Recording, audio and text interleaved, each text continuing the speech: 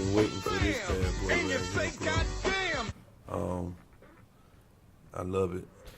I haven't even used it yet, but I wanted to introduce you guys to the Rode Procaster.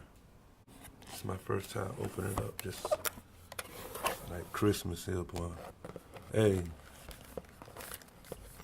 So this is the Rode Procaster. Something you might not ever heard of. A lot of people have that's in broadcasting, and a lot of people haven't that's in audio. Yeah. So it's nicely packed and has its own bag with Rode's written across it, if you can see that.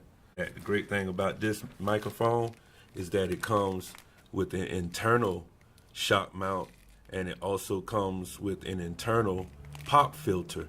So you really don't need, a la your pop filters, and a shock mount for that. Man, this is exciting. Hey. So, okay. I'm trying to hold the camera and do this at the same time. Probably should have set it up. Sorry about that. Oh man, the weight on this microphone, it is by far the heaviest microphone that I have in my mic locker. Good God, man. Man, this got some weight on it. I'm saying about almost 2 pounds. It feel like, this thing is a tank. Straight out the box, first impression. All metal chassis. It's made in Australia, not China, okay, not even America, but it's made somewhere where they're known for their technology when it comes down to electronics like this. And it's the Rode Procaster. This is actually a dynamic mic, guys. For most of us who do hip-hop, do music, record vocals and things in our home studios, we mostly probably use condensers, large condensers. Like I said, with my MXL 770. And I also got a ribbon mic, which is a MXL. I actually am an MXL fan. I like their microphones. And I have a couple others too we'll get into later, but today's focus is on this beauty right here.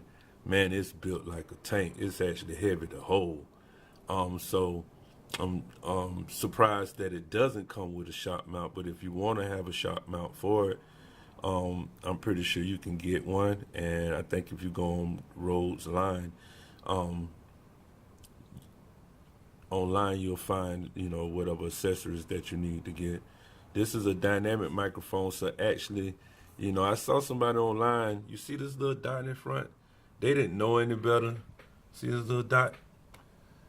They thought you should talk straight into where the dot is. They thought the dot tells them to talk into the mic. This is a dynamic mic, like I said, so actually you talking to the mic like this from the head. So when you see like on broadcast shows, like your favorite podcast or anything like that, you'll notice like they have their microphones pointed like this, like Breakfast Club or anything, which they use the SM7Bs. They point the microphone like that because dynamic microphones are right here. It's not a side microphone or anything like that. It's not a Polar 8. Nothing like that. It's actually, you talk from here. I know it looks like you should be able to talk from all around it, but you actually can't. The proximity effect is like, it has a great proximity effect signal, or signature, I should say. And it cuts out ambient noise all around it. All around this microphone. So like I said, it's used for broadcasting. So you notice in broadcasting, it's really silent. You don't never really hear anything going on around that person. That's because they use mostly dynamic microphones that have no side signal. It's just strictly straight up at the head of the microphone. So I bought this because not only am I starting to do podcasts, but I also thought this would be a good microphone for home recording. If you guys know anything about home recording, you got to deal with the outside elements. And I don't care how much you try to soundproof an apartment room, you're not going to be able to really do it. It's not designed that way.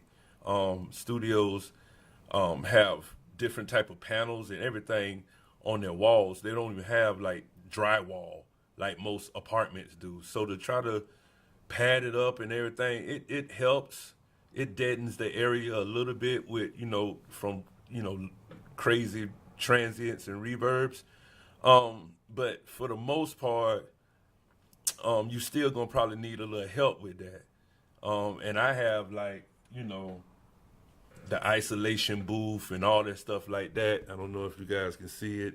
I have that. I have a octagon on the wall, one octagon, just to kill any kind of crazy noise. And I used to have my whole wall padded up and everything. And I just realized, like, don't really know if this is really doing that much good or not.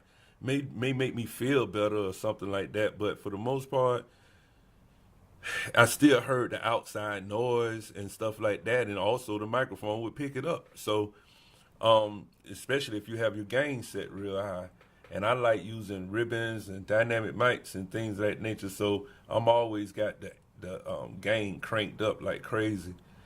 So, and also with large condenser mics, they pick up every damn thing. I mean, the hum of your refrigerator or anything.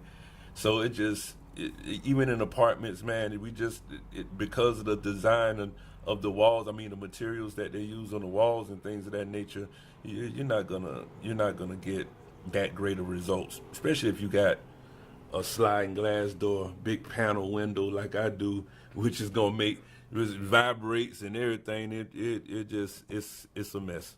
But it's something that is challenging, and I'm always looking for a way to counter that adverse effect from the outside elements. And this bad boy right here, this gonna help me do that. But introducing to y'all the Rode Procaster.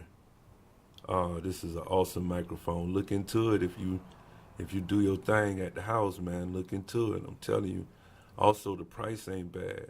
You can get one about $220, $230, $240, $250, depending on where you get it from.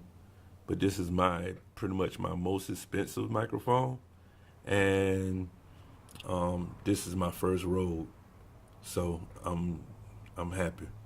All right, be easy. Shalom.